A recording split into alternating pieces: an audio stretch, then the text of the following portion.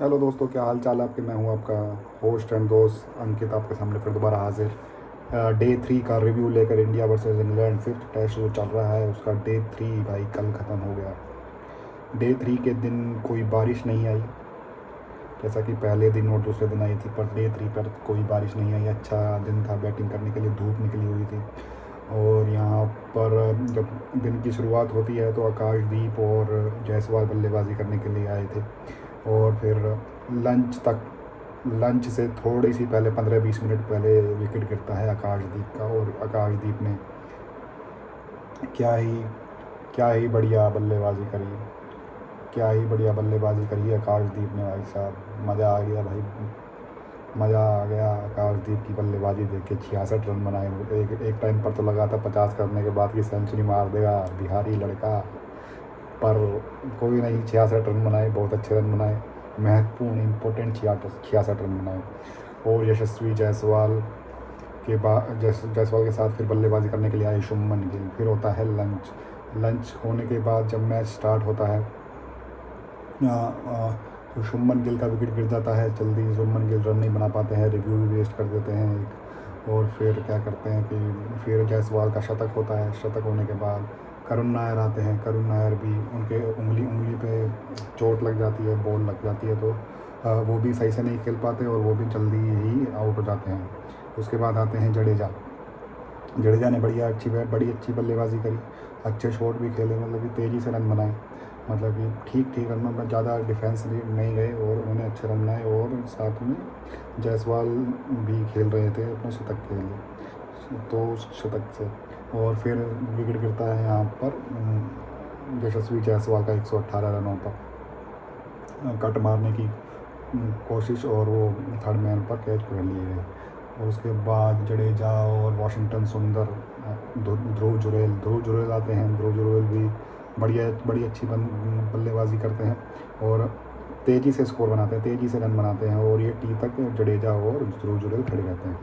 तेज़ी से रन बनाया यहाँ पर जुरैल ने, 34-35 रन जो भी बनाए, बड़ी तेज़ी से बनाए। तो यहाँ पर लीड हो जाती है भाई 300 की इंडिया की। तो उसके बाद आते हैं वाशिंगटन सुंदर आएंगे, उसके बाद 10-15 रन बनाएंगे वाशिंगटन सुंदर। पर उसी बीच में जडेजा का विकेट चला जाता है और फिर टेल एंडर्स रह जाते हैं। टेल एंडर्स रह गए और आते हैं सिराज को LBW दे दिया गया अंपायर ने, पर रिव्यू बचे नहीं थे। इंडिया ने सारे रिव्यू अपने वेस्ट कर दिए थे, जिससे कि सारे रिव्यू वेस्ट कर दिए थे, और जिससे कि ये सिराज जो है बैट का एज लगने पर भी LBW हो गए और वो रिव्यू नहीं ले पाए। तो यहाँ पर अनलकी रहे सिराज। तो उसके बाद आते हैं प्रसिद्ध कृष्णा। उन्होंने ज़्यादा कुछ किया नहीं, तो क्योंकि सारी स्ट्राइक यहाँ पर वाशिंगटन सुंदर ले रहे थे, तो उन्होंने ताबड़तोड़ रन बनाए भाई। 50 अपना पूरा किया भाई साहब, चौके छक्के मार रहे थे भाई बाद में, क्योंकि और कोई बचा नहीं था। तो उन्होंने ही भारत का स्कोर 373 की लीड कराई, और जिससे कि 374 का टारगेट, 374 का टारगेट मिला है इंग्लैंड को चेज़ करने के लिए। जब इंग्लैंड बल्लेबाजी करने के लिए आती है तो फिर दोबारा वही